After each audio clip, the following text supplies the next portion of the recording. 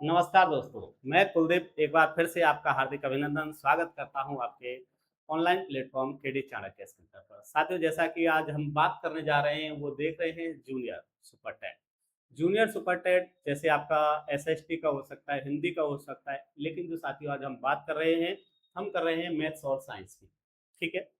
उससे पहले जो कल का आपका जो विशेष दिन है, कल का आपका जो विशेष दिन है, हम 80वां स्वतंत्रता दिवस कल शनिवार को मनाने जा रहे हैं। उसी के लिए आप सभी को 80वें स्वतंत्रता दिवस की बहुत बहुत शुभकामनाएं। और इसी के साथ आज जो हम बात कर रहे हैं आपका बात कर रहे हैं junior super TET math science से संबंधित। साथियों, हम इस पे बात करने वाले हैं सिलेबस से संबंधित और इसकी सटीक रणनीति क्या होगी। जैसा कि आप जानते हैं जो सिलेबस है आपका दो हिस्सों में बटा है जूनियर का सिलेबस। हालांकि आप सभी लोग जानते हैं, पढ़ भी चुके हैं, बहुत दिनों से इस पर वीडियो भी बन रही है, लेकिन हम बात करेंगे आपको किस प्रकार से इस समय गणित को, इस साइंस को कवर करना है, किस प्रकार से आप सटीक रणनीति के साथ इसे कवर कर सकते हैं। जैसे सिलेबस आपका दो हिस्सों में है। एक तो आपका जनरल पार्ट है दोस्तों। जनरल पार्ट जो है, आज जनरल पार्ट को आप कहते हैं पहला सिलेबस ए है। इस जनरल पार्ट के टोटल 50 क्वेश्चन होंगे। टोटल कितने क्वेश्चन है? 50 क्वेश्चन, 50 ही नंबर के होंगे। एक आपका दोस्तों होगा ऑप्शनल। ऑप्शनल है और इसे पार्ट बी कहेंगे और इसके भी टोटल आपके इसके टोटल होंगे 100 क्वेश्चन। ठीक है। इसमें 50 क्वेश्चन होंगे, इसमें 100 क्वेश्चन होंगे। अगर कोई भाई हिंदी एसएसटी इस साइंस बैकग्राउंड से है तो उनके लिए 100 क्वेश्चन वहां से आएगा। लेकिन जो मैथ साइंस से है तो मैथ साइंस वाले के लिए 100 क्वेश्चन इस प्रकार से बटे होंगे कि भाई आपके जो 100 क्वेश्चन है इसमें से एक पोर्शन मैथ का है दोस्तों और एक पोर्शन साइंस का है। ठीक है। तो मैथ्स के 50 क्वेश्चन होंगे और इधर आपके साइंस के भी 50 क्वेश्चन होंगे। इस प्रकार से आपका ये सिलेबस डिजाइन है। अब आप कहेंगे जनरल पार्ट में क्या आने वाला है, तो जनरल पार्ट में आपका एक तो जीके जीएस होगा दोस्तों। ठीक है। दूसरा आपका रीजनिंग हो जाएगा और तीसरा आपका करंट अफेयर हो जाएगा। ठीक है। तो इस प्रकार से आपका ये क्या है, सिलेबस आपका पार्ट दो हिस्सों में बटा हुआ है। जनरल पार्ट 50 नंबर का है और ऑप्शनल जो है आपका 100 नंबर का है। अगर आप मैथ साइंस हैं तो 50 मैथ्स के आएंगे और 50 साइंस के आएंगे। अब बात समस्या सभी लोगों को, साइंस वालों को ये है कि हम इस पार्ट को कैसे करें। तो मैं आपको एक चीज बता दूं, आपको ज्यादा घबराने की जरूरत नहीं है। फिर भी मैं आपको एक तरीका बताता हूं कि किसी भी चैनल पर अगर मैराथन चल रही है, और मैराथन ऐसी मत लेनी है, आपको इस प्रकार की नहीं लेनी है। आपको मैराथन क्लास देखनी है किसी भी पीसीएस की। मैराथन जो क्लास है आपको पीसीएस वाली देखनी है। ठीक है। जैसे आप यूपी के हैं तो आपको यूपी पीसीएस की मैराथन क्लास देखनी है। जैसे आपके जीके के लिए हो सकता है हिस्ट्री है, पॉलिटी है, ज्योग्राफी है। तो आप इन तीनों की एक एक मैराथन देखिएगा। ठीक है। और आप जानते हैं कि भाई हिस्ट्री में आपका एक तो प्राचीन भारत आता है और एक आधुनिक भारत आता है। आधुनिक भारत की एक देखनी है और प्राचीन भारत की आपको एक ही वीडियो देखनी है। तो इस प्रकार से दो वीडियो में आपका हिस्ट्री कवर हो जाएगा। ठीक है। तो आपका इससे ज्यादा वर्णन नहीं। करंट अफेयर के लिए आप रोज भी पढ़ सकते हैं या पेपर से 10 दिन पहले एक स्पीडी नाम की किताब आती है, वहां से भी ये कवर हो जाएगा। तो आपको इसमें ज्यादा टेंशन लेने की जरूरत नहीं है। अगर आप वो 7-8 मैराथन एक सप्ते में देख लेते हैं तो ये 50 जो क्वेश्चन है इसमें से आपके 40 क्वेश्चन, 35 क्वेश्चन बड़े आसानी से बन जाएंगे। मैं ये नहीं कहता कि भाई 100 के 100% बनता है।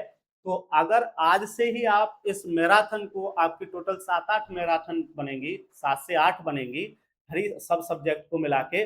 उन 7 से 8 मैराथन को अगर आज से एक एक मैराथन देखना चालू करते हैं तो मैं गारंटी से कह सकता हूं एक से दो सप्ते में आप इस सिलेबस को हल्का सा दिमाग में बिठा चुके होंगे। ठीक है। अगर आप सोचेंगे कि भाई हमें तो अलग से वो करना है, नहीं। अभी मेरा जो कहना है, आप मैराथन देखिए, फिर आप किसी भी चैनल से या किसी के भी माध्यम से, एक सोर्स के माध्यम से आप इसे पढ़ सकते हैं। लेकिन मेरा मानना यही है कि फिलहाल आप एक दो सप्ते इनकी मैराथन देखिए। आपके दिमाग में एक इमेज बन जाएगी कि भाई हमें किस प्रकार से चीज़ों को पढ़ना है। ठीक है, बाकी जैसी भी बातें होंगी आप मुझे चैनल के माध्यम से या किसी मैसेज के माध्यम से मिल सकते हैं। अब बात करते हैं हम मैथ और साइंस की, और जिसमें से भी हम आपको पढ़ाने जा रहे हैं मैथ, और हमें मैथ के लिए आपका मात्र 1.5 से 2 महीना चाहिए, ज़्यादा टाइम नहीं लेंगे। 1.5 से 2 महीने में हम आपका मैथ खत्म करने वाले हैं। ठीक है, 1.5 से 2 महीने में हम आपका मैथ खत्म कर देंगे, ये हमारी गारंटी है। जैसे आप अगर हमसे आज से जुड़ेंगे तो आप आज से 2 महीने लगा के चलिए, आपका मैथ का कंप्लीट सिलेबस हम कराने वाले हैं, और आपको इसे किस प्रकार से कराने वाले हैं उसी पर हम चर्चा करने के लिए, आप ये देख चुके हैं कि हम जूनियर पर ही क्यों बात कर रहे हैं। जूनियर का अध्याचन भेजा जा चुका है, मांग लिया है कि भाई कितने पद हैं कितने नहीं है, तो आप इस चीज से निश्चिंत हो जाइए कि भर्ती आएगी कि नहीं। मैं इस बात पर चर्चा ही नहीं कर रहा हूँ, बहुत दिनों से वीडियो बनाई जा रही है कि भैया भर्ती आएगी आएगी, लेकिन ये एक प्रूफ है कि भाई सभी के लिए प्रसाद आ रहा है तो जूनियर वालों के लिए क्यों नहीं। तो आप बिल्कुल बेफिक्र होइए, भर्ती जरूर आएगी, और आप इस चीज से भी बेफिक्र रहिए कि कब आएगी, भर्ती आ भी जाएगी और आपको पता भी नहीं चलेगा अगर यही सोचकर बैठे रहे कि कब आएगी। ठीक है, तो आप बिल्कुल बेफिक्र होकर तैयारी में लग जाइए। हमारा एक ही मानना है, जिसकी तैयारी अच्छी रहेगी वही इसमें सफलता प्राप्त करेगा, क्योंकि सभी लोग जानते हैं कि अब के एकेडमिक नहीं है, एकेडमिक का परसेंटेज नहीं जुड़ा है। जो सुपर टेट में सबसे अच्छा करेगा उसी के आधार पर मेरिट लगने वाली है, और आप जानते हैं कि मेरिट का जो दौर है वो बड़ा ऊंचा चल रहा है, तो आपको मेहनत तो करनी पड़ेगी। ठीक है ना, तो मेहनत करिए। चलिए बात करते हैं सिलेबस की। अब ये आपका मैथ का सिलेबस है। ठीक है, मैथ का सिलेबस यहाँ से शुरू होता है और ये 3 पेज पे जाके खत्म होता है, यहाँ तक ये मैथ का सिलेबस है। इसके बाद आपका साइंस का सिलेबस है, बड़ा छोटा सा सिलेबस है। एनसीईआरटी की बुक उठाएंगे, साइंस के जो बच्चे हैं जो बायोलॉजी के, उनके लिए तो ये कुछ नहीं है, लेकिन मैथ वालों के लिए थोड़ा ये नहीं पढ़ते हैं क्योंकि वो टच मैथ से ही रहते हैं, तो उनको अभी से ये दोनों किताब उठा लेनी है और पढ़ना चालू करना है। इसमें कुछ नहीं है, एनसीईआरटी की 9th और 10th की ही किताब पढ़नी है, बाकी कुछ नहीं पढ़ना है। ये आपके 2 पेज का सिलेबस है, इससे ज्यादा कुछ नहीं है इसमें। ठीक है, लेकिन हम बात करने वाले थे मैथ की, तो आपको हम बताने वाले हैं कि मैथ में आपको किस प्रकार से क्या क्या चीजें पढ़नी है। जैसे आप देख रहे हैं नंबर सिस्टम, आप टीचर हैं, अध्यापक हैं, अच्छे से जानते हैं, हो सकता है बहुत से बच्चों को मेरे से ज्यादा अनुभव हो सकता है, लेकिन मैं आपको बताने वाला हूं कि ये गणित आपको पढ़ना कैसे है। ठीक है, प्रश्न किस प्रकार से पूछा जाता है। यहाँ पे देखो नेचुरल नंबर है, होल नंबर है, इंटीजर्स है, ये तुम भी जानते हो और जो छठी सातवीं का बच्चा है वो भी जानता है। 6 से 8 आप पढ़ाने जा रहे हैं, लेकिन आपसे प्रश्न यहाँ से ना पूछ के प्रश्न पूछा जाएगा यहाँ से, प्राइम नंबर क्या है। अब ये तो पूछेगा नहीं कि प्राइम नंबर है क्या, पूछेगा कौन सा प्राइम नंबर नहीं है, या 1 से 100 तक कितने प्राइम नंबर हैं। तो ऐसे जो प्रश्न बनने वाले हैं वो यहाँ हम बात करेंगे। आपसे पूछेगा एलसीएम एचसीएफ, आप बहुत अच्छे से जानते हैं, आप रोज पढ़ा रहे हैं, लेकिन हो सकता है कि आप किसी प्रश्न को करने में 1 मिनट ले रहे हो, 1.5 मिनट ले रहे हो, काश हम उसे उस समय को घटा के आपका 20 सेकंड कर दें। तो हम कुछ इस तरीके से पढ़ाने वाले हैं, तो बिल्कुल जुड़िए। आप फैक्टर और मल्टीपल की बात करते हैं, ठीक है, हो सकता है भाई आप पढ़ा रहे हैं तो जरूर है कि आपके पास बहुत अच्छा अनुभव है, लेकिन अगर फैक्टर और मल्टीपल आप हमारे साथ सीखेंगे तो मैं गारंटी से कह सकता हूँ आपका फैक्टर और मल्टीपल का किसी भी प्रकार का सवाल बचने वाला नहीं है। ठीक है, रेशनल नंबर आप बड़े अच्छे से जानते हैं, हम इनको भी आपको बड़े गहराई के साथ पढ़ाने वाले हैं, तो इन्हीं 4 टॉपिक से यहाँ पर प्रश्न बनने वाला है, बाकी सब दिखाने के लिए है। अगली बात क्या है, फ्रैक्शन और डेसिमल, यहाँ से भी हम बताएंगे कि यहाँ से प्रश्न कहाँ से बनने वाला है। जैसे इसने कहा है decimal number, conversion of fraction and decimal, तो ये जो चीजें हैं आपको यहाँ पर मैच करने को मिलेंगी। हम यहाँ पर इन चीजों को आपको बखूबी कराने वाले हैं। यहाँ से एक सवाल आएगा और बाकी सवाल हम इसमें से लेंगे।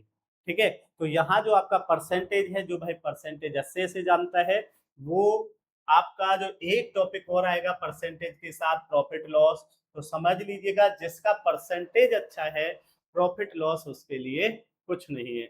दूसरा एलजेब्रा, एलजेब्रा आप दिन प्रतिदिन पढ़ा रहे हैं, आप इन्हीं चीजों को पढ़ा रहे हैं, तो आप जानते हैं वेरिएबल और कांस्टेंट क्या होते हैं, तो ये भी आपके लिए बहुत छोटा टॉपिक है। लेकिन जो साइंस वाले हैं उनके लिए ये बड़ा ही भयंकर टॉपिक है, तो वो घबराएं नहीं, बिल्कुल समझ में आएगा। शुरुआत ऐसी करेंगे कि आप बिल्कुल इसे आसानी से पढ़ने और समझने लगेंगे। चलिए, ज्योमेट्री आप पता है, जानती हैं, लाइन्स है, एंगल्स हैं, ये सभी आप अच्छे से जानते हैं। ट्राइंगल है, क्वाड्रिलेटरल है, ये सारी चीजें हम इसमें कवर करने वाले हैं। डाटा हैंडलिंग में इसमें से 2 सवाल आएंगे, तो बिल्कुल भी घबराने की बात नहीं है। ये इतना बड़ा जो सिलेबस दिख रहा है, ये डाटा कलेक्शन क्या है, कुछ नहीं है। जो ये पाई चार्ट, बाईग्राफ, ये कुछ नहीं है, बड़ा सिंपल है। आप परसेंटेज सीख जाओ, एवरेज सीख जाओ, तो ये पाई चार्ट और बायोग्राफ आपके लिए कुछ नहीं है। सेंट्रल टेंडेंसी ये 3 है, मीन, मीडियन, मोड, ये भी कुछ नहीं है। मीन का मतलब होता है एक प्रकार से किसी चीज का औसत निकालना। मीडियन का मतलब है एक प्रकार की मध्य की कोई नंबर होगी। मोड का नंबर मतलब है कोई संख्या कितनी बार रिपीट हुई है, जो सबसे ज्यादा रिपीट होती है उसे मोड कहते हैं, मतलब बहुलक कहते हैं। ठीक है, तो ये इस प्रकार से हम इस सिलेबस को कवर करने वाले हैं दोस्तों। और आपको बता दें, ये हम आज से ही आपको डेमो के रूप में कुछ क्लासें लेके आ रहे हैं, तो जरूर जुड़िए।